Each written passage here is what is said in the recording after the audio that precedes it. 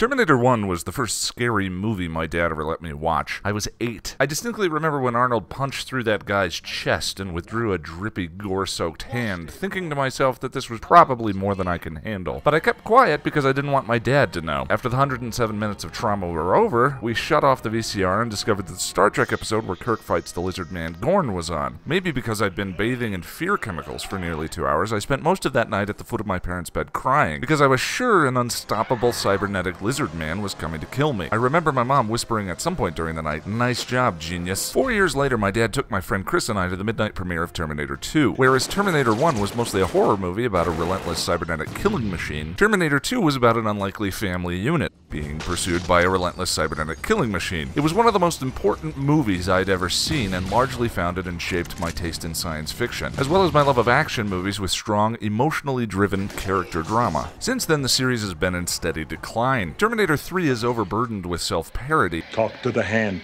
And I realized when I thought about this review that I couldn't even remember what happened in Terminator 4. They got rid of Arnold and John Connor yelled at the director? I want you off the fucking set, you prick!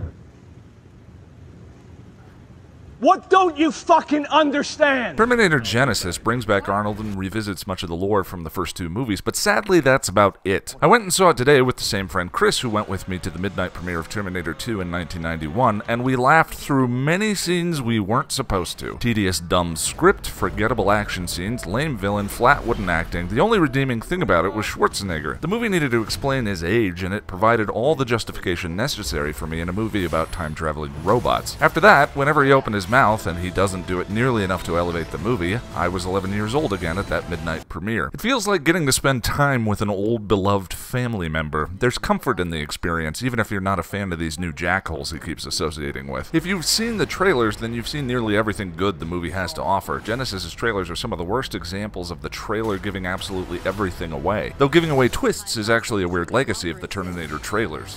Once, he was programmed to destroy the future. You don't know what it's like to try to kill one of these things.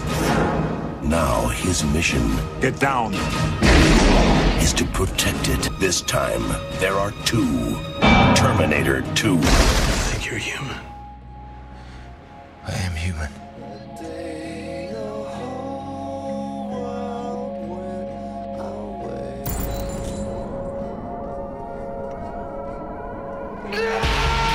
Then again, I'm not sure the movie's plot would have been that much more compelling. All of that said, I didn't hate the experience of seeing it, but it's likely because I saw it with someone I'd been friends with for over 30 years. Chris and I could make the Crystal Skull a fun time together. If you and a buddy have a fondness for classic Schwarzenegger and a free afternoon, there are worse ways to spend your time than seeing Genisys. But if you do go, skip the 3D. I'm going to get into some spoilery detail about this in the previous 4 movies now, so if you wish to remain Genisys virginal, you should stop watching the video. Here's a cool video about the dubious roots of the original Terminator you should go watch instead. At this point, it's redundant to say that the series has paradox issues, but Genisys feels like an 11-year-old's fan fiction. It's a string of action scenes strung together with completely inelegant and on-the-nose exposition. As an example, in an early scene, Kyle Reese walks into a hospital and some nerds are playing on their phones and talking about Genisys.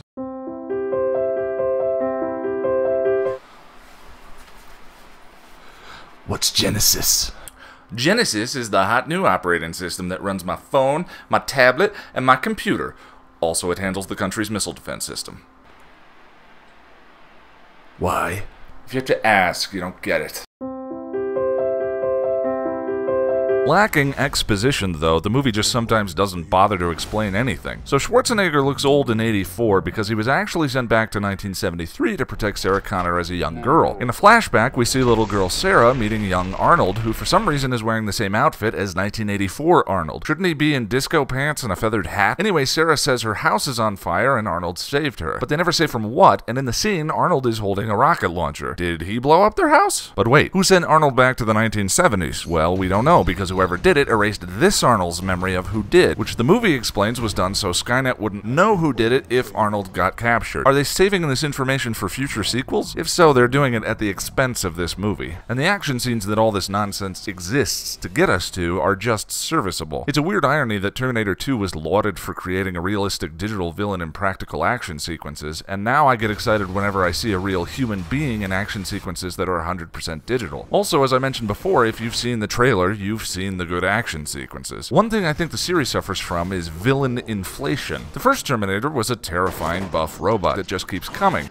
I'm like getting the feeling of coming in the gym, I'm getting the feeling of coming at home, I'm getting the feeling of coming backstage when I pump up, when I pose out in front of 5,000 people, I get the same feeling, so I'm coming day and night. But you could damage his organic elements and explode and crush his mechanical parts. So in the second movie, they introduced a liquid metal villain who could take any shape. Damage his outside form and sploosh, he's back to normal. Seems like the ultimate and scariest adaptation, so where do you go with the third one? Well, this new Terminator is liquid with a robot core. Why is that better? Well, because it can mimic and it can have weapons and stuff beneath its liquid, so it's more dangerous. But wait, why didn't the first Terminator then carry a bomb under its organic parts so it could just...